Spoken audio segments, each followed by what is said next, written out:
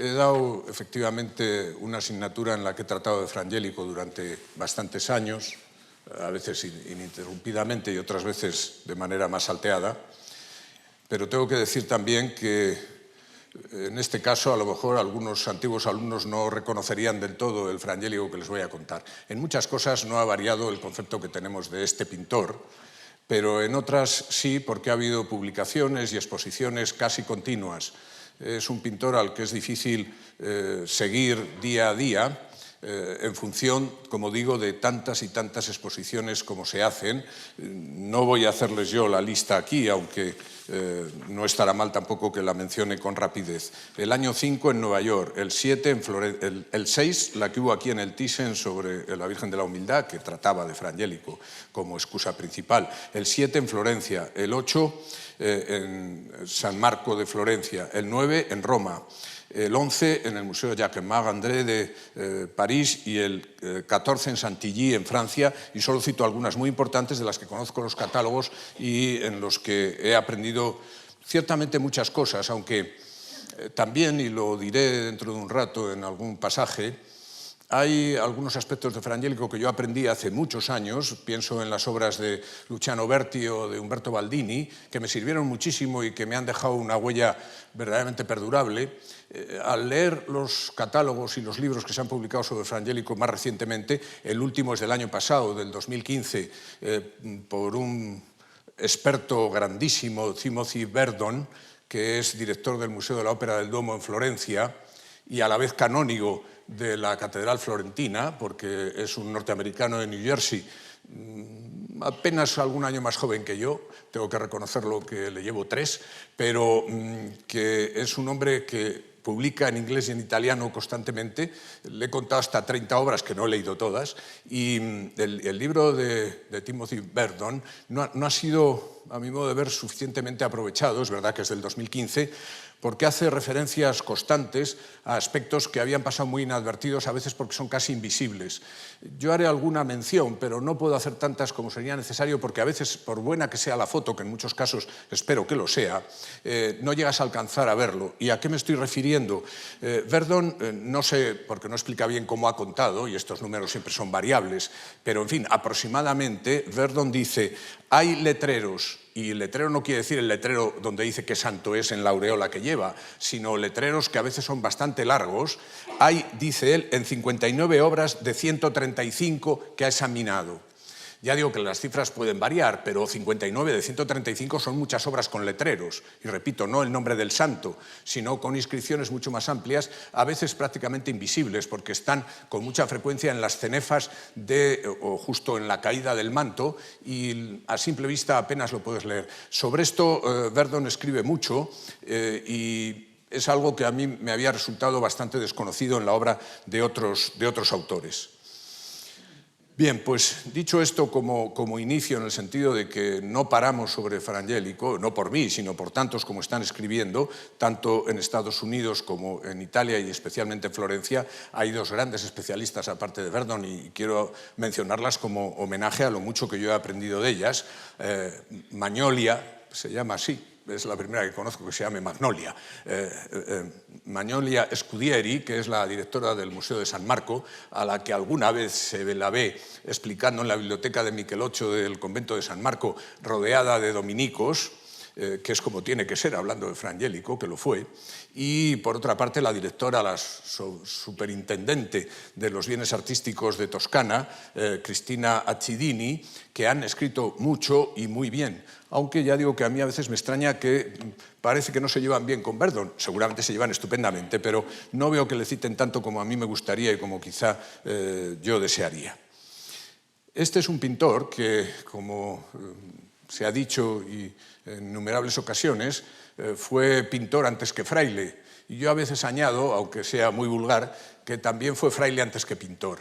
En el sentido de que efectivamente le conocemos como pintor, está documentado como pintor antes de que profese como fraile dominico, pero también es cierto a la vez que su vocación como fraile dominico y también unido a su vocación sacerdotal, porque fue ordenado como sacerdote, no sabemos la fecha exacta, pero entre 1427 y 1429, esa vocación hizo que tuviera vamos a decir, un cierto reparo a aceptar absolutamente los principios de lo que nosotros hemos venido a llamar Renacimiento.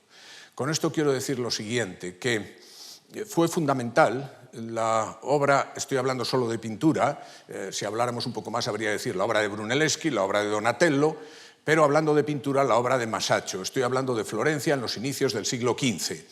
Entonces, esa obra de Masaccio es la que da verdaderamente inicio, a partir de sus pinturas tan cortas, porque no llegó a cumplir 27 años, que se dice pronto. Yo a veces se lo recuerdo a mis alumnos, digo, a mí ese tiempo ya se me ha pasado hace mucho, vosotros todavía estáis a tiempo de hacer tanto como hizo Masaccio, que no cumplió 27. Bueno, pues Masaccio, especialmente en las pinturas de la Capilla Brancacci, que alguna imagen saldrá aquí a relucir porque conviene, estableció una absoluta revolución, es decir, centró la pintura en el hombre sin dejar de lado a Dios, porque no ese es el momento para nada en el 480, pero puso al hombre en el centro y consideró esencialmente lo que era la libertad del hombre. Entonces, Fra Angelico pienso que fue el primero, cronológicamente el primero, que comprendió lo que era la lección de Masaccio. Lo que pasa es que también debió darse cuenta de que por ese camino podía acabar muy alejado de lo que eran sus creencias. No fue así, al menos, iba a decir por siglos, por lo menos por algún siglo, pero Fra Angelico, como si lo hubiera previsto, digamos que no dio un paso definitivo. Sí lo dio en otros terrenos. Y de hecho él es un pintor renacentista y acaba, ahora vamos enseguida a ver imágenes en que eso se apreciará, acaba con lo que era lo dominante, lo que solemos llamar gótico internacional. Realmente a los pocos pasos ya lo ha dejado de lado. Entra en el Renacimiento, pero entra en algunos aspectos formales, entra en el campo de la anatomía, entra en el campo del espacio, en profundidad, en perspectiva incluso, tal y como lo había predicado Masaccio. Quizá convenga ya decir que cuando nació como Guido, a veces se dice Guido di Piero, no he contado cuántos documentos aparecen con Guido di Pietro, evidentemente es lo mismo, unas veces dirán Guido di Piero y otras Guido di Pietro. Nació como tal en un lugar pequeño, Vicchio, que existe todavía ahora mismo y que tiene 7, 8.000, 9.000 habitantes, que está en el Mugello, en la zona muy cercana a Florencia. Apenas hay, depende cómo vayas ahora mismo, pero entre 25 y 30 y pico kilómetros desde Florencia y es sitio de la Toscana.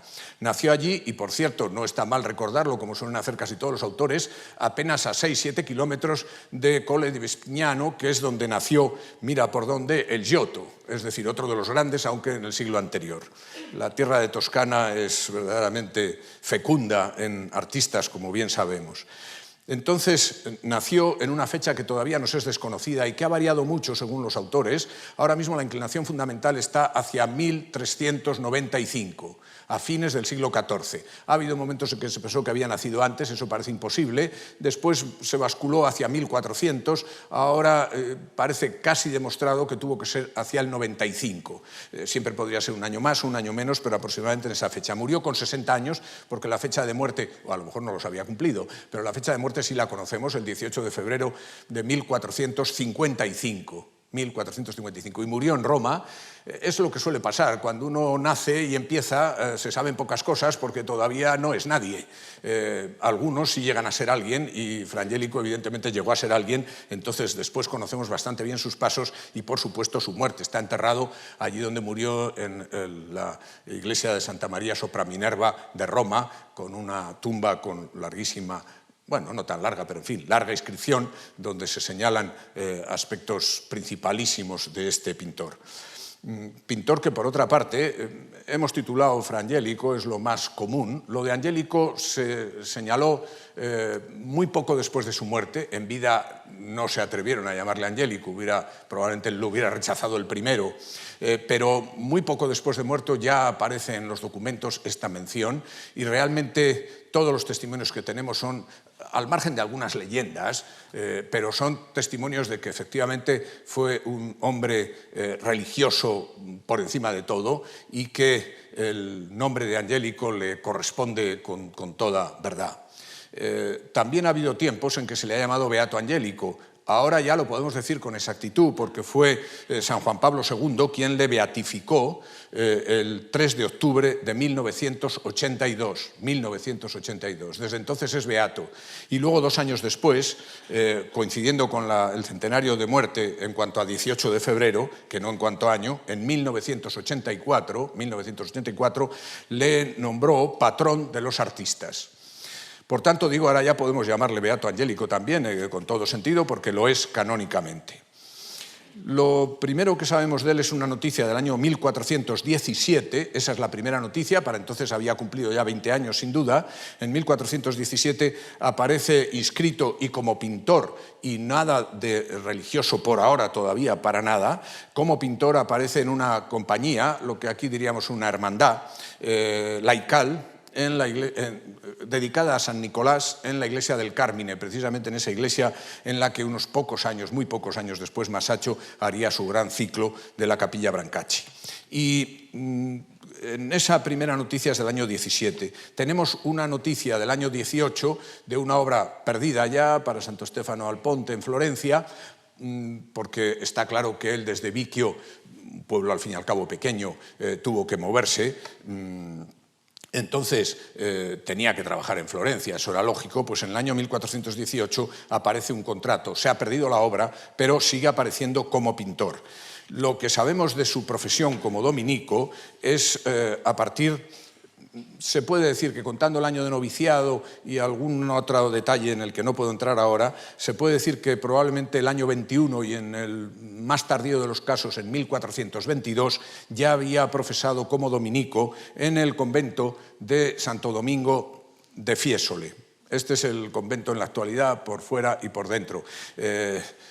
Por dentro he querido, pero no lo he conseguido. Queda parte de un retablo suyo, que era el del altar mayor, pero ahora está colocado a la izquierda y no suele salir en las fotos, aunque el retablo lo veremos después, pero no ahí mismo dentro de la iglesia, porque llegó a hacer hasta 3 retablos para la iglesia de su convento, este convento de Fiesole, muy cerquita de Florencia. Hay autobús urbano incluso desde Florencia hasta Fiesole, está muy cerca. En ese convento llegó a pintar no solo el primer retablo del altar mayor, sino luego el de la derecha, que tenemos en el Museo del Prado, y después el de la izquierda, que tampoco está allí.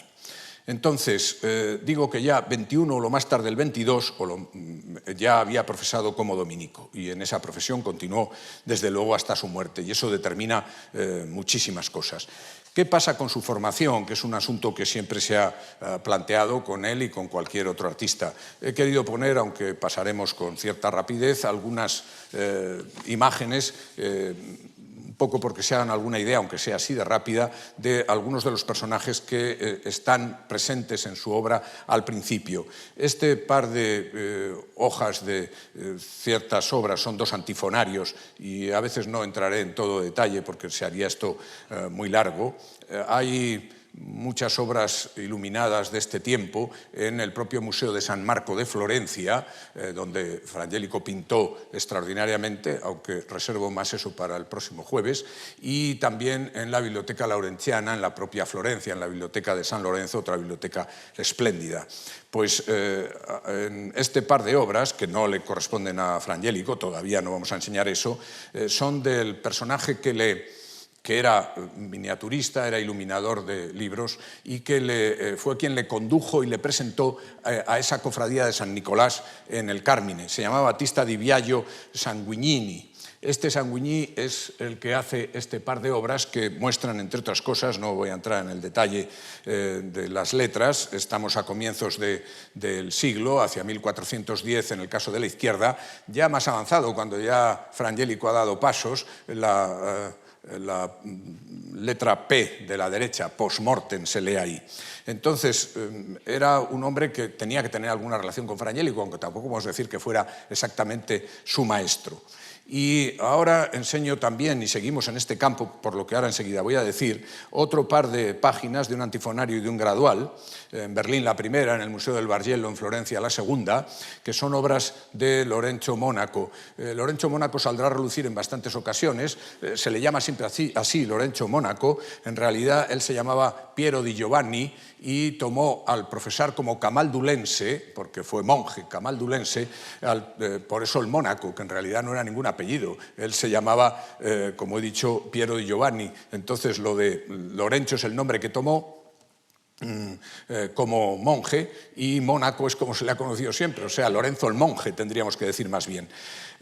También trabajó como miniaturista y tenemos una relación casi vecinal, porque Guido di Piero, que todavía era Guido di Piero, estaba empadronado, podríamos decir, en la parroquia de San Michele Visdomini, que estaba en Florencia, al lado de Santa María degli Angeli, que es precisamente el monasterio camaldulense donde vivía Lorenzo Mónaco. Entonces, esa cercanía vecinal hace muy probable que Fra Angelico hubiera conocido la obra de Lorenzo Mónaco en muy distintos sentidos. Y vean que hasta ahora les he enseñado obras que son de miniaturista. No me gusta, aunque sea el término más usual, no resisto el decir que no es el término que más me gusta, porque a veces puede confundir con lo que es verdaderamente la miniatura, retrato pequeño que se decía en España y miniatura que por fin se decía en el 18 y en el 19. Lo que pasa es que lo de iluminador, que a lo mejor era lo más exacto, no está tampoco muy consagrado. Y estoy mostrando estas obras porque es muy fácil, para muchos seguro, que Fra Angelico empezara. En esto hemos dado algunos pasos, no por mí, se han dado algunos pasos importantes en distinguir algo de su mano en algunas hojas, que no a veces los libros enteros, en algunas hojas de miniatura. Y desde luego tanto Guinigi como el caso de Lorenzo Mónaco son principales de cara a haberle enseñado aspectos de miniatura. Pero quiero, siguiendo todavía un poco en esta formación, mostrar obras diferentes, estas ya sobre tabla. Todo lo que veremos, salvo cuando diga que es fresco, se trata de pintura sobre tabla, como es normal en la época. No voy a estar distinguiendo siempre qué madera es, aunque eso es importante y no siempre lo sabemos. Quiero decir que los estudios dendrocronológicos y de madera en general son más recientes y a veces no tengo la información precisa. En casos que conozco, álamo y chopo son quizá las maderas más frecuentes, pero hay otras también.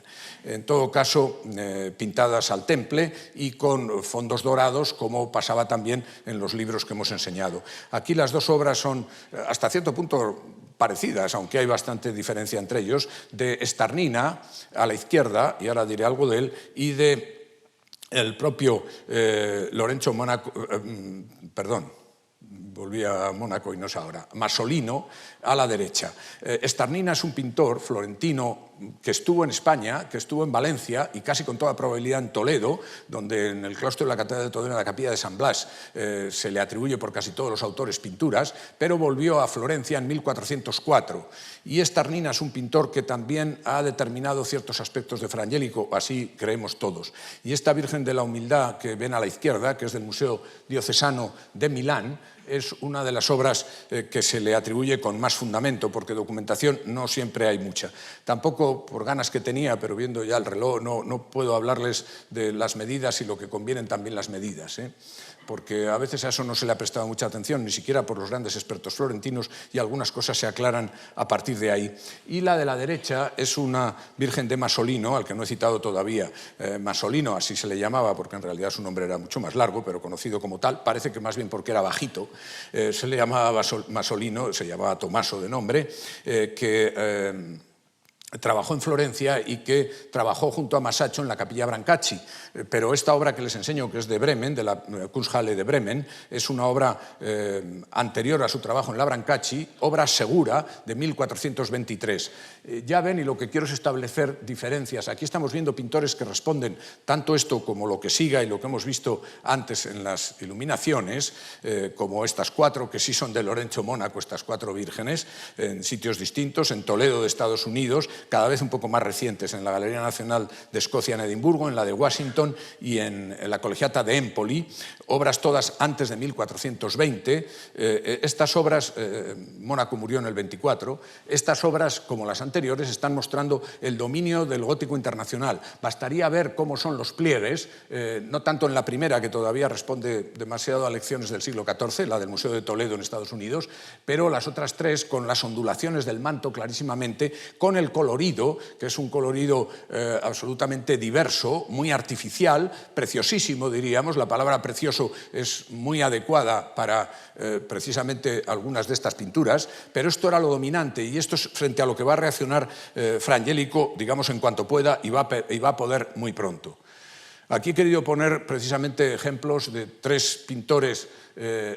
Arriba es Lorenzo Mónaco, abajo, en las dos que están superpuestas, es el propio Fra Angelico en una obra sin duda muy temprana, aunque las primeras fechas son siempre dudosas. Es una obra que está, no la he visto nunca de verdad, está en Rigisberg, en Suiza, precisamente y curiosamente, diría yo, en un museo textil importantísimo, por cierto, donde quizá la obra de Fra Angelico, no lo sé, pero supongo que si esto está en aquel museo, y sí está, es porque las vestiduras de los Reyes Magos verdaderamente vienen muy a propósito a un museo textil. Y la obra de la derecha es de Gentile da Fabriano, que tampoco había citado todavía, y que estuvo en Florencia y que pintó en el año 23, porque la de Lorenzo Mónaco son al tiempo. La de Lorenzo Mónaco es probablemente un 22, la de Gentile un 23, y la de Fra Angelico tiene que estar por ahí, no es seguro, pero puede ser 23 o 24. ¿Qué quiero decir con esto? Que todavía Fra Angelico está en una línea de mucha ostentación, esto de los vestidos lo deja claro, de falta de perspectiva, de acumulación, de riqueza de colores, que coincide en parte con lo de Lorenzo Mónaco y en parte también con lo de Gentile da Fabriano. En los sentidos en que voy diciendo, habría que explicar muchas más cosas. Lo de Gentile da Fabriano es muy importante, la gran obra que hizo en Florencia para Palla Strozzi, para el que después trabajaría Fra Angelico también, uno de los grandes personajes de Florencia, Palla Strozzi, enemigo de los Medici. Palla consiguió que, quizá eso hable más el próximo día, consiguió que fuera condenado al exilio Cosme de Medici, que sin embargo volvió triunfador al año siguiente, el 34, y fue Palla el desterrado, que ya no volvió a Florencia. Bueno, pues Palla Strozzi encargó aquella adoración de los magos, que es en cierto modo, y así suele entenderse, aunque eso también ahora es de los autores Frédéric Cantal, que se está olvidando un poco, cuando él hablaba del sentido cómo los poderosos y los ricos muchas veces promueven escenas de la adoración de los magos, precisamente como una cierta justificación de lo que es su vida, vamos a decir así, y sus actividades, que en Florencia, que vivían sobre todo del comercio textil y de eso les llevaba a la vez a actividades bancarias, porque prácticamente todos los más importantes, no digamos ya Cosme de Medici, son gente que ahora llamaríamos sin más banqueros, con sucursales además por toda la Europa occidental conocida. Entonces, digo, aquella obra riquísima de Gentile da Fabriano. En cambio, Lorenzo Mónaco, como monje camaldulense, sí sigue teniendo ese sentido del refinamiento en las figuras, el alargamiento, la falta de anatomía precisa, los colores riquísimos, pero es una obra, basta ver que casi es una iglesia, el establo donde nació el niño y donde se produce la adoración de los magos. Es una obra mucho más ligada a lo eclesiástico y casi diríamos a lo litúrgico. Aquí todavía Fra Angelico, digo, en un 20 y pocos, está trabajando en una línea cercana al gótico internacional, pero queda poco. Enseguida vamos a decir que de eso queda muy poco, porque basta ver ya en un caso como este, y luego pararemos más si puedo, una anunciación de Masolino, el que acabo de citar, está en Washington y es del año 23, y en cambio la anunciación del Museo del Prado, que no tiene fecha cierta, ya lo anticipo, y que el propio museo da dos fechas distintas y probablemente ninguna de las dos sea buena, pero en fin, para algunos puede que sí, entre el 26 y el 28, yo con otros pienso que estamos más cerca del 30, de 1430. Fíjense ya la diferencia entre una y otra, y luego me pararé más en la del Museo del Prado. Pero es claro que aquí en Masolino hay una falta, aunque intenta que el espacio funcione en profundidad, pero cuando uno mira al techo, verdaderamente ya baja la vista enseguida. Quiero decir que ahí no funcionan las líneas con corrección. En cambio, Fra Angelico en la adoración, en la Anunciación del Prado, lo consigue, diríamos ya, de bastante buena manera. He querido traer también, aunque pasamos rápidamente, como de la propia Anunciación del Prado, donde aparecen Adán y Eva, hay todo un jardín florido, como si fuera el Edén, y algunos autores piensan que eso tiene algo que ver con lo que Gentile da Fabriano, en la obra anterior, en las pilastras laterales, aunque es difícil ver y no he podido conseguir una foto más amplia, pero está todo lleno de florecitas en las dos pilastras laterales, en esos huequitos. Eso es lo que quería señalar aquí para indicar cómo Fra Angelico se fija en esas cosas.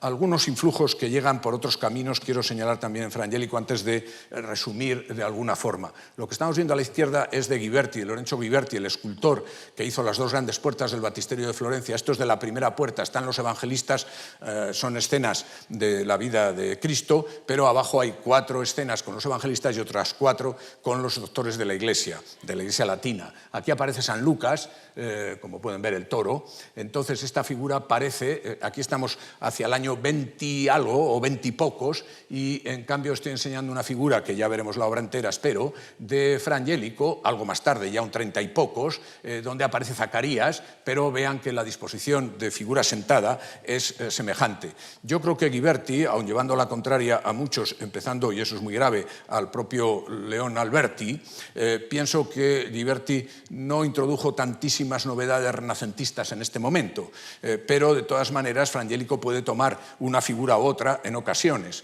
como puede suceder aquí también con otra obra de Fra Angelico, que es el llamado retablo de los Linaioli, que ya también haré alguna referencia más amplia enseguida, si puedo, donde cerrando el retablo aparecen los santos San Marcos en rojo y San Pedro el de al lado.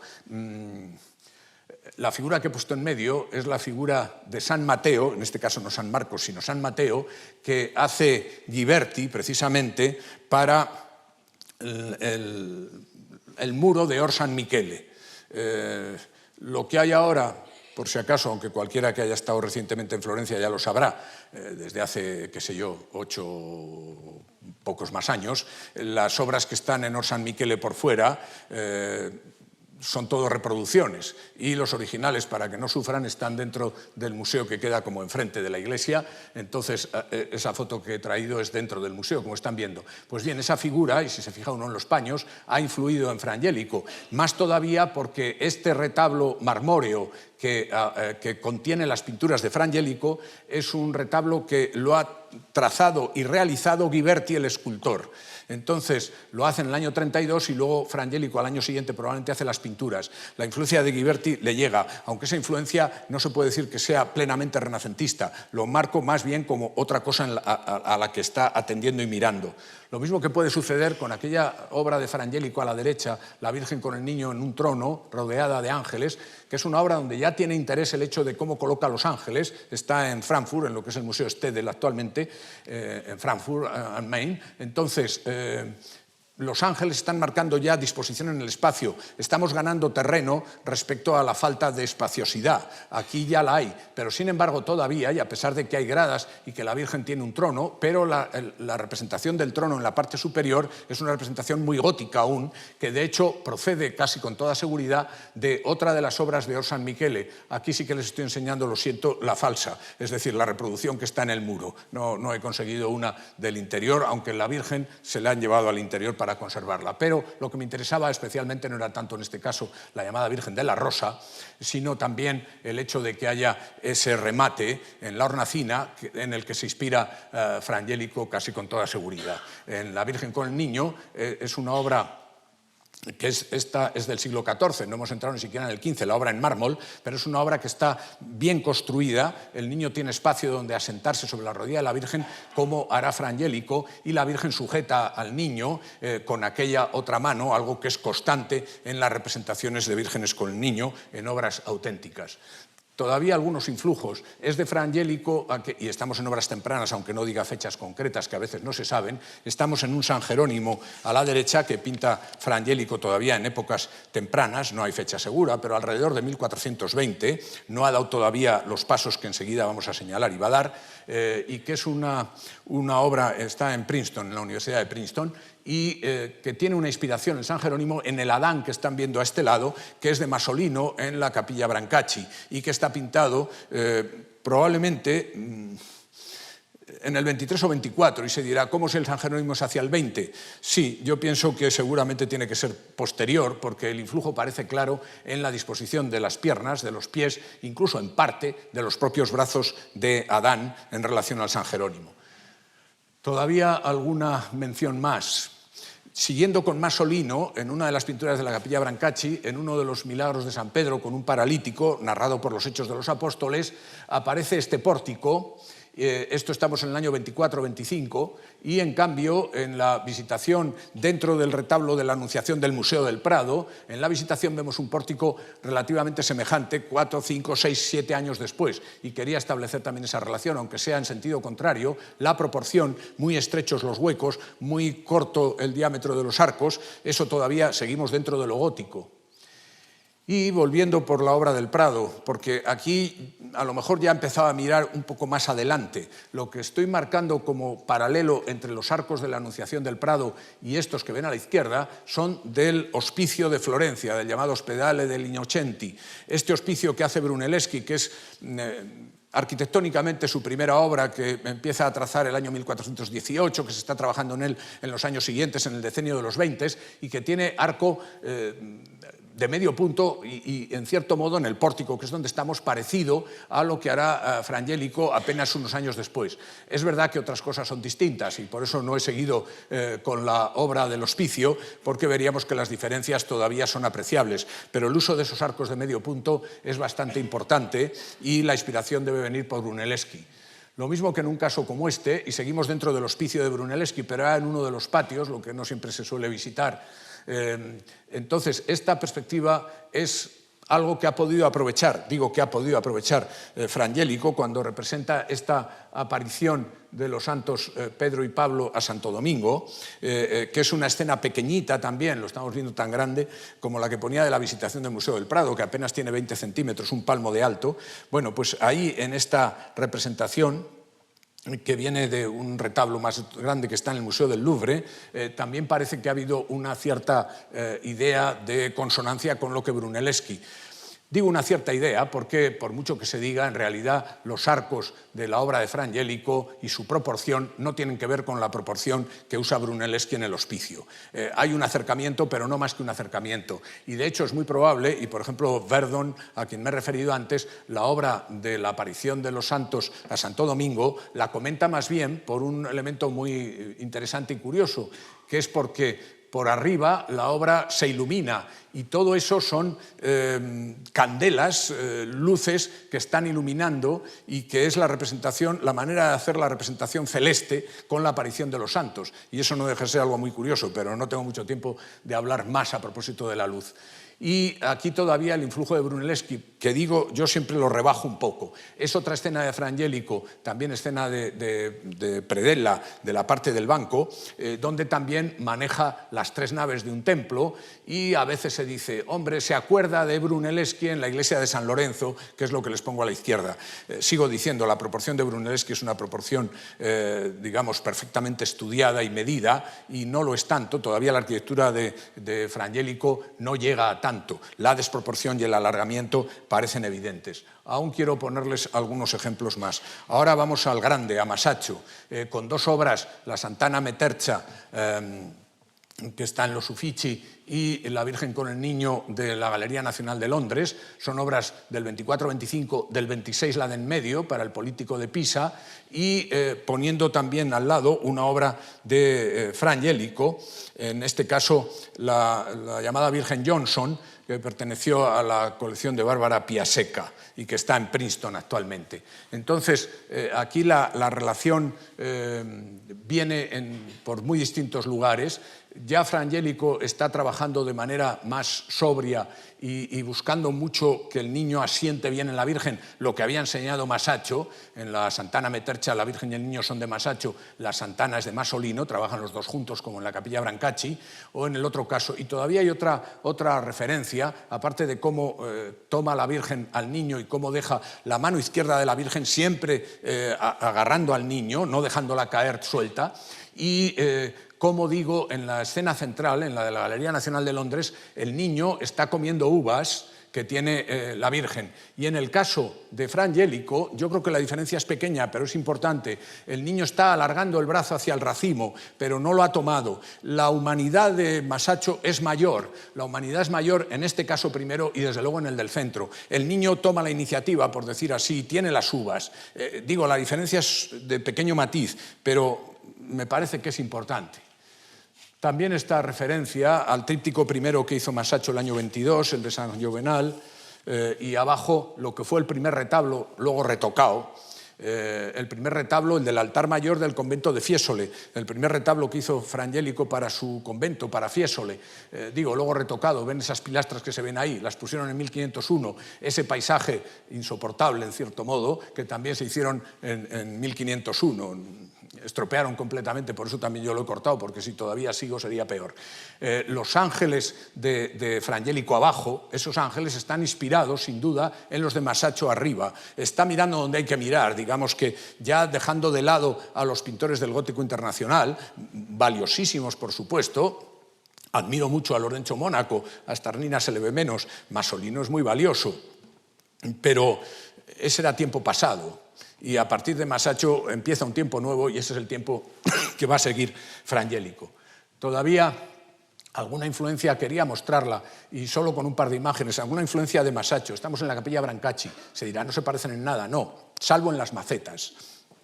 Es una cosa secundaria si se quiere, pero Fra Angelico aprendió como otros, pero Fra Angelico, lo verán en las imágenes que ponga más adelante todavía, cómo esas macetas sobre un muro aparecen con toda constancia. Masaccio aquí, Fra Angelico allí. Pero he cogido ese ejemplo y podría haber cogido otros muchos otros. Se dirá, eso es una cosa más bien tonta, lo de las macetas. No tan tonta, porque eso servía para marcar espacio.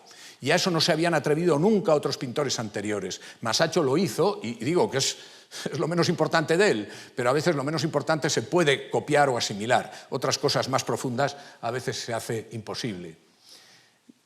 Pero Fra Angelico va llegando más lejos, y no solo porque aquí también haya maceta en la pintura de abajo, en estos desposorios, una escena de predella, de banco también. Pero fíjense lo que sucede aquí. Estos desposorios, que son del año 30 y pico, tienen, aquí ya el espacio está manejándose mucho mejor. Entre otras cosas hay aquella disposición oblicua y la escalera que sube. He querido ponerlo de la escalera porque es francamente raro, y lo más probable es que se haya inspirado, y esto no quiere decir que entonces Fra Angelico se dirá, estás poniendo demasiados ejemplos a los que está mirando. Sí, con todo esto está aprendiendo, y luego ya se soltará por completo. Fíjense que arriba se ve una escalera también, aunque estamos en un banquete de Herodes, esculpido, es un relieve que está en el Museo de Lille, en Francia, esculpido por Donatello hacia el año 27, es un ejemplo de escalera de los que no hay muchos, y Fra Angelico lo ha aprovechado completamente, porque hay que ver aquí en esta escena de desposorios que sí es valioso el juego de las figuras y sus colores, ya hablaremos, y de las luces, pero hay que ver también en la disposición en perspectiva tanto del edificio de la derecha como incluso de este muro donde está la famosa maceta. Y termino esta parte señalando un contraste. Quería también marcar esa diferencia que advertía al principio. Fra Angelico no quiere ir más allá, Masaccio ha ido más allá y Fra Angelico no quiere ir por ese camino. A mí no me preocupa, lo digo claramente, aunque la diferencia es muy grande. Y no sé por qué, les voy a leer un texto, espero que no tarde mucho, pero a mí me ha parecido siempre ejemplar, lo he repetido, normalmente sin leerlo, por cierto, pero aquí lo traigo escrito, un texto que escribió Luciano Berti, a quien hacía referencia antes, en 1968. A mí, en cierto modo, me duele un poco, a pesar de tantas exposiciones que ha habido recientes y tanto que me han hecho leer, sinceramente, para esta conferencia, y donde he aprendido muchas cosas, pero que a veces hay otras que yo tenía tan asimiladas, tan bien aprendidas, a lo mejor porque era más joven, me dejaron más huella, como son lo que ahora les voy a leer de Luciano Berti, que veo que ahora ya no lo mencionan. Y una cosa es que digas cosas nuevas y otras que puedes aprovechar alguna antigua. Y si no te gusta, que puede ser que no les guste, entonces déjala de lado, pero avisa. No estoy conforme con Luciano Berti. Yo sí sigo conforme con él. Lo que les voy a leer se refiere a esta pintura de la Capilla Brancacci de Masaccio, San Pedro curando con su sombra, un pasaje de los Hechos de los Apóstoles en que San Pedro pasa por una calle y los pobres paralíticos, desgraciados, le estaban esperando porque solo con que les cubriera su sombra quedaban curados. Bien, pues esto hace aquí Masaccio.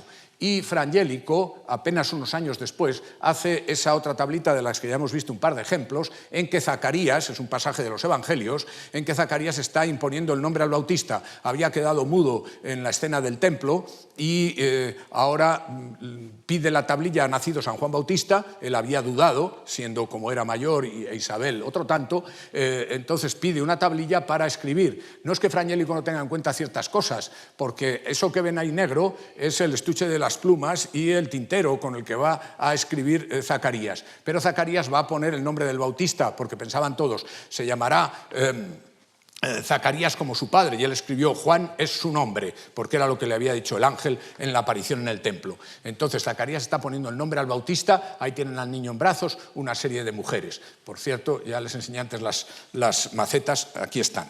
Entonces, ¿qué dice Berti a propósito de esto? Dice lo siguiente: en la imposición del nombre al Bautista, que no puede ser muy anterior al año 35 en que la copió Andrea di Giusto, efectivamente, tiene que ser un poquito antes del 35, llega a desarrollar Frangélico en triple profundidad su esquema de perspectiva desde el jardín del fondo al corredor y al patio en primer término. Y todo parece llevado ya al grado de realismo de un Masaccio.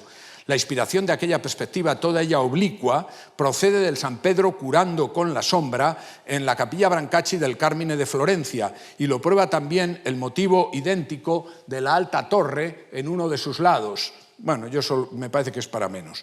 Solo que allí la torre separaba, entendiendo Masaccio la historia como un devenir, la acción del apóstol con la realización del milagro de la intensa espera de éste por parte de los enfermos. La historia como un devenir. San Pedro tiene que dar el paso, miren cómo levanta el pie, tiene que dar el paso para curar. Es la libertad del hombre. Podía dar el paso o no darlo, lo da y cura. Ciertamente el milagro viene de Dios, pero con la libertad del hombre. San Pedro podía no dar el paso. Bueno, y dice, en cambio en el Angélico, para quien la historia está divinamente preestablecida, el sentido de marcha de las figuras en dirección opuesta a la convergencia de la perspectiva no existe. Es que en Masaccio la perspectiva conduce hacia la derecha según están situados ustedes, y en cambio el paso de San Pedro es hacia la izquierda. Es un paso contracorriente, es un paso contra perspectiva, y en cambio en Frangélico todo va en la misma dirección, como dice Berti. No existe, quiere decir que el sentido de la marcha no existe y la acción ha llegado ya a su conclusión, en una apacible vivacidad de gestos y en una florida variedad de colores, y mientras que la calle de Masaccio, con la diversidad de sus edificios saledizos y agobiantes, subrayaba con rítmico contraste y en un tono de realismo el camino del apóstol, aquí en cambio la perspectiva fluye más unitaria hacia el fondo, y el sentido total de la escena no es el vulgar y corriente de Masaccio, sino el de una pulcra intimidad que encuentra su complemento siguiendo el sentido de la perspectiva en la pureza del cielo y en el fresco verdor del jardín al otro lado del corredor. La tersura de los planos extendidos según la perspectiva para favorecer el camino en profundidad de la luz y de la mirada será por otra parte un recuerdo típico del Angélico. Creo que es así y que esa es la diferencia en cómo considera ya un plan divino establecido Frangélico y cómo en cambio depende de la libertad de San Pedro el que curen o no curen.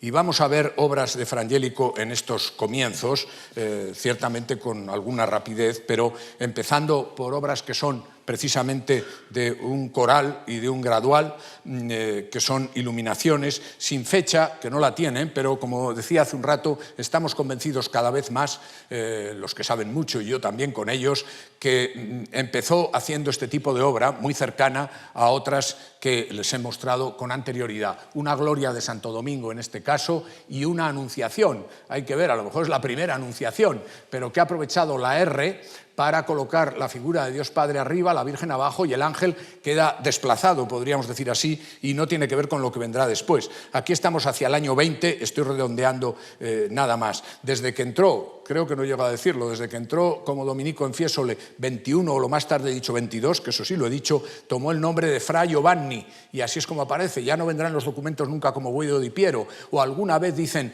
Guido di Pietro Boccato Fra Giovanni, porque ya era Fra Giovanni, cambió su nombre, probablemente en honor de uno de los fundadores del convento de Fiesole, que murió, por cierto, el año 19 en Buda, ni más ni menos, en Hungría. Entonces, estas obras, como para empezar, todavía estamos ligados al gótico internacional. Fíjense ahora, todavía en esa misma línea, les pongo dos tebaidas. Es un caso muy a tener en cuenta, porque la de abajo, la escena de abajo, tebaida se entiende, creo que lo conocen, pero en fin, son representaciones, digamos, de tiempos primitivos de ermitaños, el comienzo del monacato, con figuras muy variadas, retiradas al desierto, donde por otro lado, y eso es importante y no puedo detenerme mucho, pero es una idea a tener en cuenta, un campo de solidaridad y de cercanía entre quienes, y si va uno examinando las escenas, que no podemos hacerlo ahora, entre quienes habitan en el desierto, en unas primeras formas de ermitaños. Entonces, la escena de abajo, que está completa, está en los Uffizi y ha sido, en Florencia, ha sido una obra proclamada, comentada, explicada por unos y por otros durante mucho tiempo. Hasta que en el 2011, hace nada, los grandes restauradores que hay en Florencia y que estudiaron la obra por arriba, por abajo y por los lados, llegaron a la conclusión definitiva, aceptada ahora por todo el mundo, que es una obra de fines del siglo XVIII, y que verdaderamente lo que sí es original, que se conocía, pero lo que sí es original es el trozo que queda arriba, que está en el Museo de Budapest. Que hay que tener cuidado con estas cosas. Y en este caso pues lo han tenido, y se acabó la tebaida de los Uffizi, diríamos, aunque sea un testimonio histórico de cómo se pueden copiar obras de Fra Angelico en determinado momento. Obra temprana, sin duda, la de Budapest, como antes se pensaba la de los Uffizi, que se suele decir entre 23 y 25. Ya tenemos a Fra Angelico en Fiesole, ya le tenemos como dominico, por supuesto. Tres vírgenes tempranas de Fra Angelico, entre las más tempranas y admitidas por todo el mundo, la del Museo de San Mateo de Pisa, la primera, la del Hermitage de San Petersburgo, la segunda, y la de Parma, la tercera. Son la primera todavía quizá un poco distante, aunque recoge al niño muy bien. En la de en medio han aparecido ya ángeles, apoyándose los de abajo, como he dicho, probablemente ya pensando en lo que es Masaccio, y la tercera, que es más tardía, con los santos San Juan y San Pablo, que no los veo del todo desde aquí, y los centrales, Santo Domingo y San Francisco. Ese sentido de hermandad y de acercamiento que les decía en la tebaida, de hecho aparece, y lo saben, esto no es que sea nuevo en Fra Angelico, pero es muy constante en él, que aunque sea dominico y aunque haga obras para conventos dominicos, también a veces para franciscanos, acostumbra a representar con cierta frecuencia el abrazo entre Santo Domingo y San Francisco. Sí, en este caso Santo Domingo aquí a nuestra izquierda, San Francisco a la derecha. Son obras quizá todavía en la primera con el cambio del rosa al azul, en la de en medio por todavía las ondulaciones muy constantes del manto, sobre todo cuando cae al suelo. Es una virgen que, como ven, está sentada y se ve un poco las volutas de su asiento, que suele verse, o está sentada en el suelo o está sentada en asiento, y entonces esos remates del asiento acostumbra a verse. Todavía puede parecer que son obras distintas, y ciertamente, aunque hay algunos años entre ellas, no hay muchos. Lo que pasa es que todavía su pintura, en algunos sentidos, es todavía ciertamente algo irregular. Les pongo esta cosa extraña porque esto, ahora entramos ya en una serie de pala en singular, como dicen los italianos, de retablo que se entiende cuando dicen pala, nosotros no tenemos palabra para eso y todo lo más decimos retablo y ya está. Es una escena grande y otras pequeñas, más o menos pequeñas, como banco del retablo, como predella. Tampoco la academia que yo recuerde ahora mismo admite la palabra predella, no estaría mal que la admitiera, tenemos que decir banco quizá, si le seguimos, cosa que no siempre hago, pero en fin, por una vez hagámoslo. Entonces, en las escenas del banco suelen aparecer, lo vamos a ver enseguida, no tanto aquí, pero escenas muy pequeñas, decía antes, tienen un palmo, poco más, 22 centímetros de alto, no mucho más. Entonces, ahí toda la experiencia de miniaturista de Fra Angelico se vuelca en esas escenas pequeñas, donde a veces hay mucho más interés que en las escenas grandes. A lo mejor no es tanto el caso. Yo recuerdo la primera vez que estuve en Londres hace ya años, cuando vi esta predella que está en Londres ahora por primera vez, la verdad es que casi me echó para atrás. Luego me he ido reconciliando, pero es que nunca más hizo esto. La figura de Cristo rodeado de ángeles y luego santos por un lado, santas por otro, y luego dominicos y dominicas por un lado y por el otro. Se cuentan no sé cuántos cientos de figuras, por cierto, reconocibles en los santos, no digo todos, pero muchísimos de ellos. De verdad que sí, uno se puede entretener y llegar a identificarlos. Este es el banco de la parte de arriba, que ahora van a ver de otra manera, que es el primer retablo del altar mayor que hizo para Santo Domingo de Fiesole. ese que he dicho que fue reformado y estropeado. Les he puesto este esquema que es como era. Estos retablos primeros, estas pale primeras, tienen todavía en Frangélico unos remates góticos, mistilíneos, que eran los que se usaban completamente. Hemos visto alguno antes y ahora este esquema está mostrando tal cosa. Sin embargo, Lorenzo di Credi, en 1501, justo en 1501, empezó a toquetear aquí, y mejor no lo hubiera hecho, porque ya ven qué trono puso, qué paisaje puso y cómo lo estropeó absolutamente. Pero esto todavía nos quedan al menos las figuras. Este tipo de pala es la primera que hace Frangélico y habrá otras semejantes, que es colocar la Virgen en trono, con ángeles. Todavía la peana es una peana curva, no vemos un sentido claramente renacentista, vamos a decir así, que ya aparecerá. Y los santos colocados, está Santo Domingo, no puedo estarlos mencionando todos, que nos llevaría mucho rato, pero en fin, está Santo Domingo, está San Bernabé, y luego está San Pedro Mártir, y el último, no, este era Santo Tomás de Aquino. Santo Domingo está allí, lo siento, desde aquí no los veía del todo, y eso, el primero es Santo Tomás de Aquino, que por cierto tiene letrero en el libro. Es que estos libros que normalmente en la foto no ves nada, los letreros se leen, los textos se leen, y claro que tienen siempre su importancia, o muchas veces la tienen, a lo mejor no siempre, pero sí muchas veces. Bueno, pues en todo caso, estas figuras, pero miren los pies todavía son pies muy verticales, son los primeros pasos. Esto está hecho probablemente entre 23 y 26, está acercándose a lo que llamamos Renacimiento, pero no ha llegado a ello todavía para nada. El que hizo después probablemente fue este, que lo hizo para las dominicas. El anterior era para los dominicos de su propio convento. Este es para las dominicas de San Pedro Mártir, en Florencia, y que está en el Museo de San Marco. Probablemente sepan muchos de ustedes que el Museo de San Marco, en el que trabajó muchísimo, y lo veremos el próximo día, Frangélico, en ese museo, ahí se ha hecho un museo, desde hace años ya, donde se reúne mucha obra de Frangélico que procede de otros lugares.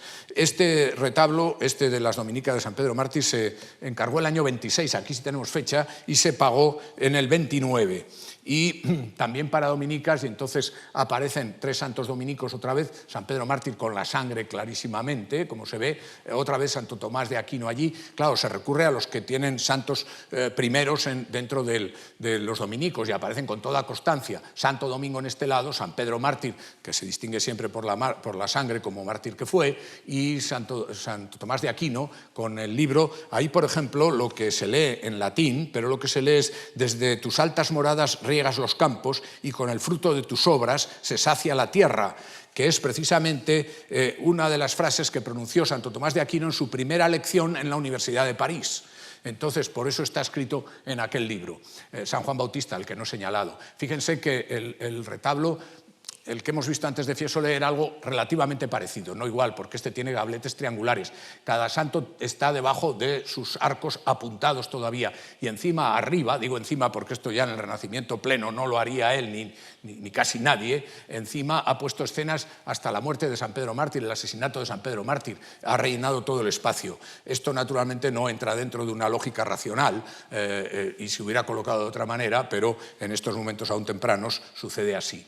Todavía otro en esta misma línea, que también se pagó el año 29 y que tiene que estar hecho muy cerca, pero este se hizo para una cofradía de San Francisco en la iglesia franciscana de Florencia, que es por excelencia Santa Croce, pero que está ahora también en el Museo de San Marco, precisamente. Y tiene un esquema parecido, en esta ocasión rematando en esas formas mistilíneas. Es muy frecuente que en los remates, no solo Frangélico, sino otros pintores coloquen Anunciación. Vean aquí el ángel y allí la Virgen, separados de esta manera. En España esto es muy raro, el separar las dos figuras, porque no se hace este tipo de retablos, sino de otra forma. Pero en Florencia y en otros lugares de Italia es constante. Y en el centro arriba está la Trinidad, que distinta de la que por este tiempo ya había pintado al fresco y en una obra grandísima, Masaccio en Santa María Novella. Lo digo un poco por quienes se puedan acordar por un momento de ello. Ha colocado aquí santos, procurando hacer dos santos, digamos, retirados en el desierto, como es el segundo, que es San Juan Bautista, y como es el último, que es San Onofre. Tenía bastante devoción San Onofre allí, no solo porque el padre de Palla Strozzi se llamara Onofrio, sino también por algunas otras razones, y aparece con alguna frecuencia como santo ermitaño, y en cambio presenta como santos diferentes a San Jerónimo y a San Francisco, con otro sentido distinto. Es una obra que está bastante mal conservada, pero miren que la peana ya es una peana que no tiene curva, sino que ha avanzado. El niño aparece vestido, es muy frecuente en Fra Angelico. Masaccio había desnudado al niño, Fra Angelico por unas razones de decoro suele vestirle, y también quizá por una representación en que el niño debe aparecer ciertamente divino y como tal vestido. El asunto del vestido sería como para estar una hora hablando, porque se está trabajando cada vez más en esa línea y las vestiduras de tipo litúrgico son muy importantes en Fra Angelico, muy detalladas y de mucha calidad y con mucho detalle. Y no tanto las vestiduras de tipo civil, pero eso responde también bastante a la realidad, porque la representación de vestiduras por parte de la sociedad civil en Florencia era bastante austera, y entonces ahí no hay una representación, digamos, rica, sino más bien todo lo contrario. Este juicio final, que está también en el Museo de San Marcos, lo hizo para los camaldulenses. Ya había muerto Lorenzo Mónaco en aquel monasterio de Santa María degli Angeli, pero para allí se hizo. Con esta forma tan rara, aunque tiene unas medidas, yo diría buenas, porque es 110 de alto, centímetros, 220 de ancho. Pero esto seguramente era respaldo del banco colocado en el altar donde los sacerdotes se sentaban en los oficios más solemnes. Un juicio final que es ya obra. Probablemente estamos en el 29-30, donde Fra Angelico demuestra ya que aunque haya algún recuerdo en el infierno de la disposición en pisos que se usaba con anterioridad, sin embargo hay una representación, solo ya la apertura de las tumbas en el centro marca la perspectiva de un modo correctísimo, es quizá el primer gran paso de Fra Angelico para mostrar la perspectiva de un modo racional, como había enseñado Brunelleschi y como había pintado Masaccio, y eso es lo que nosotros llamamos renacimiento, entre otras cosas. Y luego ese sentido de acercamiento entre las figuras, porque son los ángeles con los santos los que están llegando al paraíso, donde se marcan también distancias, incluso entre los condenados, antes de llegar a ese infierno de pisos, antes de entrar en aquella caverna, también hay una profundidad clarísima. Y de hecho arriba da la primera impresión, que también hay una especie de anfiteatro con las figuras. No lo es tanto, y si uno mira a los extremos, Santo Domingo aquí el primero y San Francisco allí el primero en los extremos, los santos son reconocibles, muchos de ellos, sin embargo están prácticamente a la misma altura desde el punto de vista espacial que lo está Cristo con los ángeles. Hay una diferencia entre el tratamiento del cielo y el tratamiento de la tierra, que eso para Fra Angelico es bastante fundamental. Y es hora ya de llegar a la pala de Fiesole, a la segunda que hizo, que es la que está en el Museo del Prado. Es bien conocida la historia, vendieron la obra para arreglar el campanario en el siglo XVII, a comienzos, a Mario Farnesio, que se la regaló al duque de Lerma. El duque de Lerma la colocó en Valladolid, en los dominicos de Valladolid, en San Pablo de Valladolid, y de ahí llegó, no sabemos de qué manera, pero a las Descalzas Reales de Madrid. Y allí en 1861 Federico de Madrazo, está muy feo lo que voy a decir, pero dio el cambiazo, legalmente quiero decir, que les dio algunos cuadros a cambio de esto, y esto pasó al Museo del Prado, y bienvenido sea. No sé yo que las monjas de las Descalzas reclamen, ni animo yo a la reclamación, que probablemente fue todo absolutamente bien y legal. Esto se acuerda uno siempre de la Anunciación, pero yo explico muchas veces que hay que acordarse casi mucho más, por pequeñas que se vean, de las escenas de abajo, que son absolutamente principales y donde se ve incluso más en Fra Angelico que lo que se ve arriba. Aparte que ahora todo el mundo lo quiere olvidar, y yo si quieren también, pero la Virgen y el Ángel están muy retocados en años justo posteriores a la Guerra Civil, y esos azules ya no me fío tanto de ellos. Por eso mi cariño va hacia la predella, que le tengo muchísimo, y no tanto a la escena principal. Ahora hablaré más de ella, pero fíjense que muy pronto, si lo del Prado, a pesar de lo que dice, es que el Prado por un lado dice 25-26, por otro 25-28, yo no por llevar la contraria, sino porque creo con otros que estamos más en el 30-32, Bueno, pues este es otro retablo semejante que está en Cortona, que es otro que hizo para San Domenico, para los dominicos de Cortona. Cortona pertenecía desde 1411 a Florencia políticamente, porque había sido conquistada por el Ladislao de Nápoles, que se la vendió a los florentinos, y entonces Fra Angelico, como otros, trabajará para Cortona, para esta ciudad de vez en cuando. En principio es muy parecido, pero vamos a esperar un poco, porque todavía hay otro tercero similar, que es el que está, la llamada Pala de Montecarlo, no el Montecarlo que nos suena, sino el Montecarlo cercano a Florencia, pero que ahora mismo no está en Montecarlo, está en San Giovanni Valdarno, que es donde nació Masaccio, mira por dónde. San Giovanni Valdarno, un sitio estupendo y que no hay más que coger el tren para Arecho y bajarse antes de llegar a Arecho. A mitad del camino está San Giovanni Valdarno y allí está este retablo, que últimamente ha habido algún autor, algunos, que han empezado a decir si será del año 32, yo creo que es más tardío, porque es que para el año 32 se sabe que hizo un retablo con anunciación para la iglesia de San Alessandro de Brescia. Seguramente se ha desaparecido, pero algunos todavía piensan que es este. Yo creo que este tiene menos calidad, pero ahora vamos a explicar algunas cosas. Primero con estos dos. Fíjense que si es 30-32 el del Prado, y algunos piensan que antes, y es 34 el de Cortona, que eso se suele admitir por casi todos, aquí tenemos cosas muy importantes para empezar, y es que esto no son las obras de retablos góticos que hemos podido señalar hasta ahora y que todavía están haciendo casi todos. No, estos son además prácticamente cuadrados, contando el banco. El del Prado tiene 1,94 por 1,94. El de Cortona es un poco menos, pero da prácticamente lo mismo, 175 por 180. Son prácticamente cuadrados. ¿Qué quiero decir con esto? Aparte que se ha acabado lo gótico, es que esta forma es la que Brunelleschi predicaba para retablos y la que él señaló en el año 34, por ahora, señaló para los retablos que se hicieran para la iglesia de San Lorenzo de Florencia. Coste que la fórmula dice cuadrato no quiere decir simplemente cuadrado, a veces vale también para rectangular, pero levemente rectangular y en todo caso ya es una forma que no es gótica en absoluto. Pero a mi modo de ver hay pasos muy importantes de uno a otro, aunque sean muy pocos años, y pasos muy importantes en Frangélico. ¿Por qué digo esto? Fíjense que aparece en la del Prado Adán y Eva siendo expulsados del paraíso. Como he comentado muchas veces, no han salido todavía del paraíso, están en el propio paraíso, pero ese paraíso es el jardín de la Virgen. Cosa que no pasa en Cortona, donde están siendo expulsados, hay una empalizada por medio y una cosa es la expulsión y otra cosa el jardín de la Virgen. Y ahora explicaré por qué quiero destacar esto. Y en la Anunciación del Prado, el ángel está con las manos unidas y la Virgen prácticamente igual no se atreve a mirar. No hay mensaje, digamos. En cambio, en Cortona, el ángel está trayendo el mensaje que trae y lo señala. Claro que hay otras cosas semejantes, el tondo que tiene a Isaías por el anuncio de aquí que una virgen parirá y concebirá un hijo, etc. El tondo es semejante y algunas otras cosas. Aquí en el Prado es donde aparecen las manos de Dios Padre, que no están en otro caso, y la paloma no aparece en la misma, la paloma que representa al Espíritu Santo por la encarnación, no aparece de la misma manera que en Cortona. Pero lo que quiero decir es que en el Prado, mal que me pese, hay una confusión de espacio al mezclar el paraíso con el jardín de la Virgen, y no lo digo en broma. Y por otra parte, eso desaparece en Cortona. Y eso es algo y además hay mensaje, como he dicho, y eso es algo que se nota también en las escenas del banco, y pongo solo este par, pero podría hacerlo con otras. Tenemos a la izquierda el Prado, a la derecha Cortona. ¿Qué pasa en la Visitación en el Prado? Pues que están la Virgen y Santa Isabel muy centradas, la criada que traía la Virgen está ahí, la de Santa Isabel allí en el pórtico, puestos de esa manera. ¿Y qué pasa allí a la derecha en Cortona? Las cosas han cambiado mucho, han llegado a una humanidad diferente. ¿Por qué?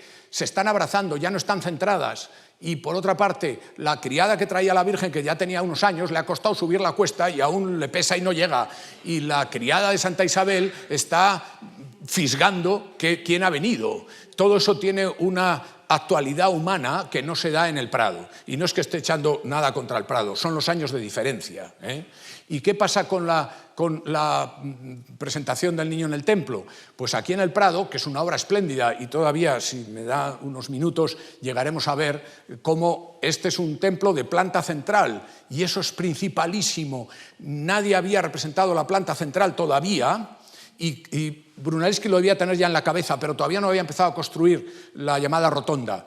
Y Ghiberti lo había representado, pero un poco después. Y Paolo Uccello lo había representado, pero un poco después. Frangélico es el primero aquí. Por eso digo, hay que mirar, por mucho que sea incómodo en el Prado, y tampoco queda muy bien ponerse de rodillas, pero lo merecen las pinturas. Y luego que por la derecha vemos una calle de Florencia y por la izquierda también. Eso que echaba de menos Berti en el Zacarías y que sí estaba en Masaccio, ahí, aunque parezca poco, sí está.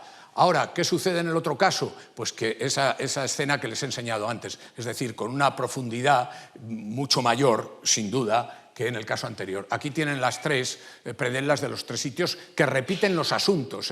Son desposorios, visitación, magos, presentación en el templo y tránsito de la Virgen. Cortona añade dos pequeñas de nacimiento de Santo Domingo y de aparición a Santo Domingo. Son similares. Algo más flojas las de Montecarlo, a mi modo de entender. Últimamente la pala de Montecarlo en San Giovanni Valdarno está subiendo enteros. Yo no lo veo tanto. Aquí sí les traía lo del templo de planta central. Esto es lo que queda mal quedado de la rotonda de Brunelleschi, lo que muestro arriba, que fue algo fundamental, porque la planta central había quedado olvidada a lo largo de la Edad Media, solo en algunos pequeños ejemplos aparecía, y siempre secundarios, salas capitulares, no me cuenten, ya lo sé, Eunate, Torres del Río, la Veracruz en Segovia, las salas capitulares inglesas, por ejemplo, del gótico inglés, pero eran ejemplos concretos y además precisos y cada uno con su explicación. La planta central había desaparecido realmente desde Roma. ¿Y ahora qué pasa? Que Brunelleschi la recupera, y vaya que sí la recuperó, aunque el edificio no llegó a hacerse como él quería, y ahora mismo a mí me da pena entrar. Yo en los últimos años que he ido a Florencia ni siquiera he entrado. No ves más que paneles de madera, cristaleras, no sé cómo, y llora uno por Brunelleschi. Pero esto fue fundamental, entre otras cosas, porque a partir de aquí vinieron todos los experimentos de Giuliano da Sangallo primero, de Leonardo y Bramante después, y con eso está todo dicho. Pero fíjense que ya había planta central en Frangélico, aunque fuera muy fácil pintarla, y ya había un templo en Ghiberti en la Puerta del Paraíso, después que Frangélico, ya lo había aquí, que esta es una obra que está terminada el 37 seguro, de 1437, y la hay en aquella presentación de la Virgen en el templo que hace Paolo Uccello con su diversión de colores. Hay que ver ese palacio de sillares de color rosa y así todo. Porque no voy a seguir, pero hay que ver, la Virgen era muy niña cuando subió al templo, pero aquellos enanitos no se sabe de dónde han salido. Entonces, que Paolo Uccello, ahí en la Catedral de Prato, ahí hace otro templo de planta central. Bueno, pues por eso es muy importante lo que hizo Frangélico en la Pala del Prado. Este descendimiento es obra muy principal, cambiamos un poquito, por decir así, porque dejamos estos retablos que han sido fundamentalmente para conventos, no siempre dominicos, franciscanos, camaldulenses también, y entramos en algunas obras, vamos a ver si puedo enseñarles dos o tres, en algunas obras que son de encargos privados de personajes muy importantes. De aquí recogeré algunas ideas para el próximo día, cuando hablo de la comunicación de Frangélico con los espectadores a quienes va dirigido. Esta es una obra que le encargó Palla Strozzi, uno de los grandes de Florencia. Ese, como digo, fue opuesto. Estaba muy del lado de la oligarquía de los Albizzi. Ya intentaré también, midiendo más el tiempo el próximo día, señalarles algo más al respecto, aunque tampoco puedo hacer una historia completa de Florencia, que tiene muchos vaivenes. Pero resumiendo mucho, estaban dominando los Albizzi, Palla Strozzi estaba de su lado, Cosme de Medici era contrario, consiguieron acusarle, condenarle y tuvo que exiliarse en el año 33 Cosme de Medici, que se fue con todo su cortejo y su casa, y Micheloccio a cuestas y Filippo Lippi, porque aquello era toda una cabalgata, se fueron a Padua y luego a Venecia, pero volvió triunfador al año siguiente, el 34, y Palla Strozzi es el que perdió y no volvió a Florencia. De todas maneras, esto quiero decir, aunque no nos quede ya apenas más que unos minutos, que, ya aún abusando del tiempo previsto, que a veces, por eso tampoco tengo mucha intención, sí de contar alguna cuestión de política que se pueda entender, como lo que acabo de decir ahora a lo mejor, y Cosme saldrá a relucir mucho el próximo día,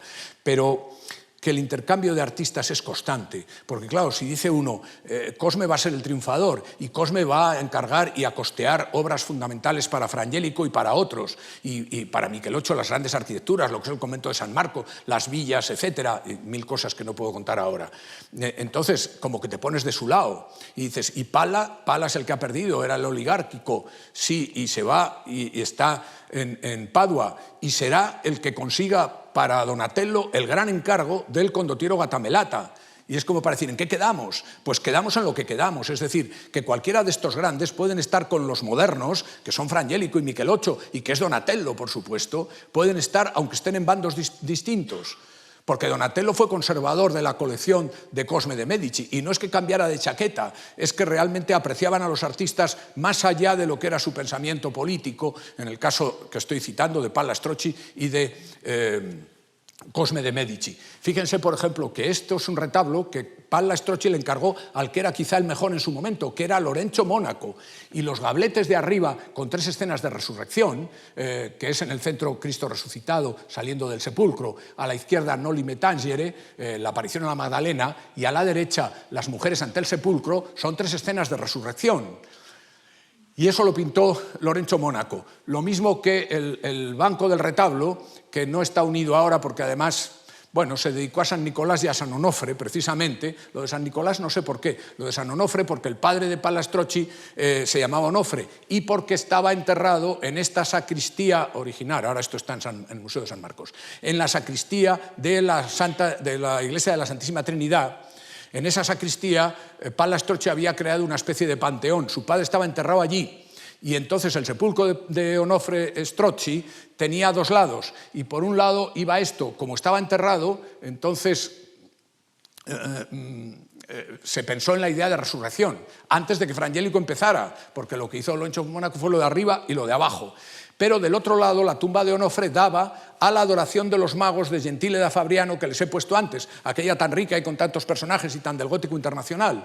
Entonces era, por un lado, la justificación humana, los magos de Oriente con todo su cabalgata y su cortejo, y por otro lado, la esperanza en la resurrección que representaba al otro lado, en la sacristía estaban uno a cada lado y el sepulcro en medio. Ahora están en San Marco I y en los Uffizi en la otra pintura, ya eso no existe así. Bueno, pues entonces murió Lorenzo Mónaco y entonces al cabo de unos años, que no se sabe por qué tardó tanto, Palla Strozzi llama a Fra Angelico, que es quien hace la escena principal. Ya estaba determinado por el triple arco, pero hizo una composición, no he dicho todavía esa palabra, me parece, en todo este rato. Fra Angelico compone estupendamente y aquí lo muestra una vez más. Le dieron 3 arcos, que era desesperante, diría yo, y puso el descendimiento de Cristo. No sabemos qué hubiera pensado Lorenzo Mónaco. Yo más creo que hubiera pensado en una crucifixión, que hubiera sido, no digo lo más apropiado o no, sino lo más usado, porque era pasar de la muerte de Cristo a la resurrección, eso estaba claro. Pero Fra Angelico lo hizo con el descendimiento de Cristo y entonces colocó a la izquierda a María y a las santas mujeres, incluida la Magdalena, a los pies de Cristo, y a la derecha a los varones que están como en una meditación, digamos, intelectual más profunda, aunque uno tiene los clavos en la mano, pero meditando sobre la muerte de Cristo, mientras que las mujeres, en un tópico que es normal en la época, por supuesto, están no con un llanto, pero sí con un sentimiento menos intelectual, vamos a decir así. El personaje está arrodillado ahí, en primer término en rojo, ahora ya se sabe, porque por mucho tiempo se dudó, se pensaba, tiene que ser un Strozzi. Sí, es un Strozzi. El beato Alessio degli Strozzi, de la familia de los Strozzi, que había muerto años antes, 1383, pero que había sido dominico, precisamente, y había estudiado teología con los dominicos en Santa María Novella, con lo cual, por el lado Strozzi y por el lado Fra Angelico, era normal que apareciera ahí. El paisaje que hay, miren aquí, aunque cambie el color, lo siento, no es fácil tener el mismo color. El paisaje, tampoco he dicho nada de esto, pero todavía nos queda otro día para comentar más cosas y más obras, por cierto. El paisaje es algo que no es tanto un sentimiento por la muerte de Cristo, es realmente pensando en la resurrección, en la redención de Cristo, y por eso la naturaleza acompaña, y por eso los árboles están derechos, que muchos interpretan, son resurrección. Bueno, esta ciudad es una... Algunos quieren que sea Cortona, no se sabe por qué. Más bien es una, digamos, Jerusalén transfigurada en Florencia y Florencia transfigurada a su vez. Pero esta formulación es una formulación modernísima donde seguramente aprendió el propio Piero de la Francesca para realizar lo que realizó en Arezzo. Y voy a terminar enseguida diciendo otro de los retablos que hace por el año 34, no hemos llegado todavía más allá que esto, que es el retablo para los Linaiuoli, el arte de los Linaiuoli, el arte de los del lino, que era una de las artes, se llamaba así a lo que nosotros diríamos gremio, más poderosos de Florencia, que ya habían encargado a su santo patrón San Marcos, el patrón de los lineros, San Marcos, por aquel pasaje que relata el evangelista y que se identifica con él mismo, cuando en el huerto, cuando le van a echar mano, porque estaba con Cristo cuando Judas llega con los demás. Se supone siempre que es San Marcos porque es que lo cuenta en su evangelio, y entonces se escapó dejando su manto en poder de los que le perseguían y se escapó desnudo, ¿se entiende? por una paradoja, los lineros, aquel manto que le salvó a San Marcos, le toman como patrón. Entonces, ya habían encargado la estatua de San Marcos, una de las primeras de Donatello en escultura, y ahora encargan este retablo de los Linaioli, que como no ha ido a parar a San Marcos, y bien me parece bien, al Museo de San Marcos, que es el retablo que antes les enseñé cuando lo enseñé cerrado, y Ghiberti el año 32 diseñó en mármol. Por cierto, que hay un friso aquí, lo debía haber dicho antes, pero este friso aparece también en la Anunciación del Prado, en el templete de la Virgen. Y esto Ghiberti lo diseña el 32. ¿Es anterior lo de Fra Angelico en el Prado? Pues probablemente sí, pero no deja de ser sorprendente que le haya ganado en eso a Ghiberti, que iba como más adelantado en todos los sentidos. Por ahora.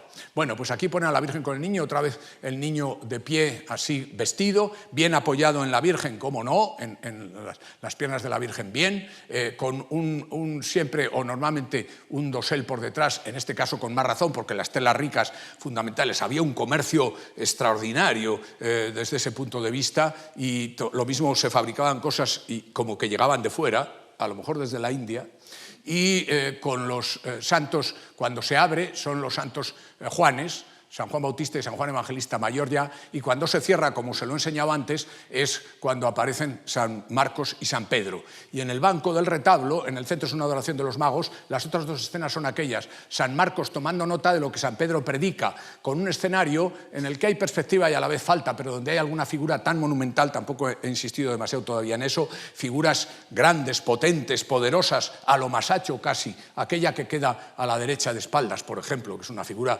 magistral.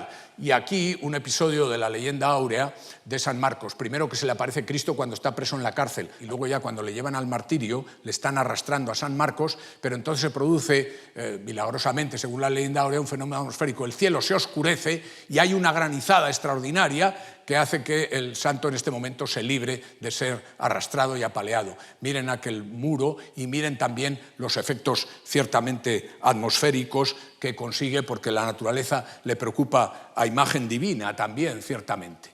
Y voy a terminar ya, desde luego, aunque hubiera querido llegar un poco más lejos, este retablo de Cortona, donde a lo mejor algunos piensan que por ser para Cortona, aunque había hecho la Anunciación antes, pero que por ser para Cortona, que se considera como provinciano, que todavía vuelve, aunque a lo mejor fue cosa de los clientes, que eso nunca lo sabemos con certeza, donde vuelve precisamente a representar, era un personaje, dicho que eran encargos privados, lo de Palla Strozzi, lo del arte de los Linaioli, ahora un personaje Giovanni di Tommaso di Serceco, que tenía una capilla pero en Santo Domingo de Cortona, y entonces quizá por ser el cliente que era o por algo provincial, hace retablo otra vez, digamos, a lo gótico, sí con una crucifixión, sí con la Anunciación que les enseñaba antes, pero hemos dado algún paso fundamental. La peana todavía tiene una forma gótica, en cambio el trono ya no, y esta venera aquí rematando, quizá inspirada por Donatello, pero esto ya es algo que anuncia arquitectónicamente lo renacentista, y los ángeles colocados a uno y otro lado, porque hay espacio para ellos, y ya los apóstoles, perdón, los santos, que no son apóstoles todos, ahí está la Magdalena, por ejemplo, y desde aquí no veo si es San Juan Evangelista y este es el otro San Juan. Bueno, son ya figuras que aparecen aunque un poco estrechas quizá, pero con poderío. La predella es de Santo Domingo y son las escenas que repetirá en varias ocasiones cuando se trate de Santo Domingo. Está cuando el sueño de Inocencio III, cuando sostiene la iglesia, la aparición de San Pedro en la segunda escena, aquí, la curación de Napoleón Orsini, no, lo siento y no veo desde aquí, la comida con los ángeles, etc. Y ahora sí, aseguro que terminaremos aquí, con esta coronación de la Virgen que está en los Uffizi, que era para el Hospital de Santa María Nuova. Lo hace muy difícil apoyándose solo en el fondo dorado, pero coloca en profundidad las figuras, ha sabido conquistar el espacio, y que tenía una predella que por una vez van a ser solo estas dos escenas, la que les enseñé antes de los desposorios, tan rica arquitectónicamente, y la del tránsito de la Virgen.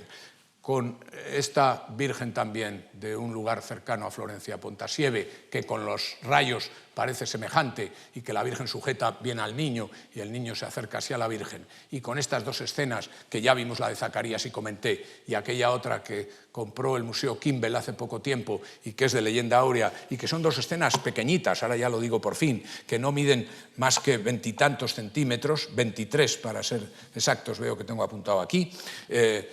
Aquella escena es de leyenda áurea y es Santiago, Santiago el Mayor, el Santiago nuestro, digamos así, el que está haciendo que Fileto suelte a Hermógenes, al mago Hermógenes, que había quedado preso gracias a Santiago, pero hace que expulsen los demonios, ven aquellos demonios, y que Fileto le suelte. Es toda una historia de la leyenda, toda una leyenda de la leyenda áurea. Vean cómo vemos el pórtico y cómo la disposición en profundidad, el color es muy distinto, pero es que la del Kimbell se conserva perfectamente y esta otra en los Uffizi no se conserva tan bien, que normalmente en Fra Angelico se conserva muy bien. Algunos piensan, no puede ser de la misma predella, que no sabemos cuál pudo ser, porque tenía que ser con Santiago y con San Juan Bautista y no se conoce ninguna. Y dicen, va en la misma dirección la perspectiva, eso es verdad, pero eso no impide que pudieran estar en la misma obra. Bueno, con esto termino por hoy, pensando que habrá una segunda parte el próximo día. Muchas gracias.